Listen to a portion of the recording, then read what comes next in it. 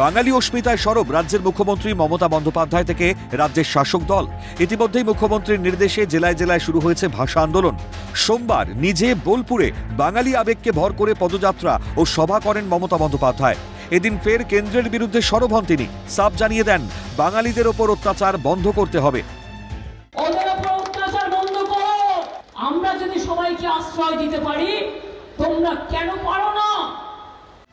ইতিমধ্যেই প্রতিবাদ স্বরূপ সংসদে বাংলা ভাষায় কথা বলার নির্দেশ দেওয়া হয়েছে তৃণমূল সাংসদদের। তা নিয়ে এদিন কটাক্ষ করতে দেখা যায় শিক্ষা প্রতিমন্ত্রী সুকান্ত মজুমদারকে।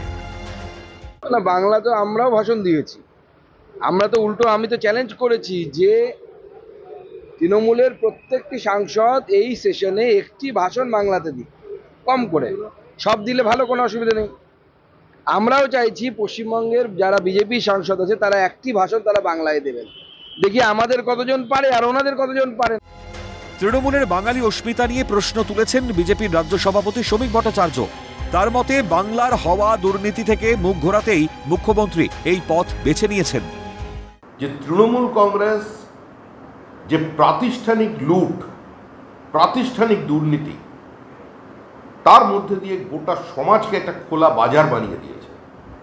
যেভাবে মানুষের জীবন এবং জীবিকা লুট করেছে, যেভাবে 40,000 শিক্ষকের চাকরি বিক্রি করেছে, আইন শৃঙ্খলাকে সম্পূর্ণ অবলুপ্ত করে দিয়ে কার্যত একটা চূড়ান্ত সাম্প্রদায়িক মৌলবাদের কাছে আত্মসমর্পণ করেছে, তার সমস্ত থেকে দৃষ্টি ঘোরাতে মুখ্যমন্ত্রী এখন বাংলা এবং বাঙালিকে বেছে নিয়েছে। তবে বিজেপিকে কটাক্ষ করে পাল্টা দিয়েছে তৃণমূল শিবির। বৈধ ভোটারদের দমন পীড়ন করে বাদ দেবার চক্রান্ত চলছে, অভিযোগ তৃণমূল নেতা কুণাল ঘোষের। আমরা এই যে ভয়ঙ্কর পরিস্থিতি তৈরি হয়েছে, বৈধ ভোটারদের হুমকি দিয়ে দমন পীড়ন করে বাদ দেওয়ার চক্রান্ত চলছে। বাংলা বললেই বাংলাদেশি, বাংলা বললেই বিদেশি বলে তকমা লাগিয়ে ফেরত দেওয়ার চেষ্টা চলছে, সীমান্ত পার করে দেওয়ার চেষ্টা চলছে। সব মিলিয়ে বাঙালি অস্মিতায় সরব তৃণমূল, পাল্টা রোহিঙ্গা ইস্যুতে ময়দানে বিজেপি। 26-এর নির্বাচন যত এগিয়ে আসছে, উন্নয়ন পাল্টা উন্নয়ন যেন অপ্রাসঙ্গিক হয়ে উঠছে বঙ্গের রাজনীতিতে।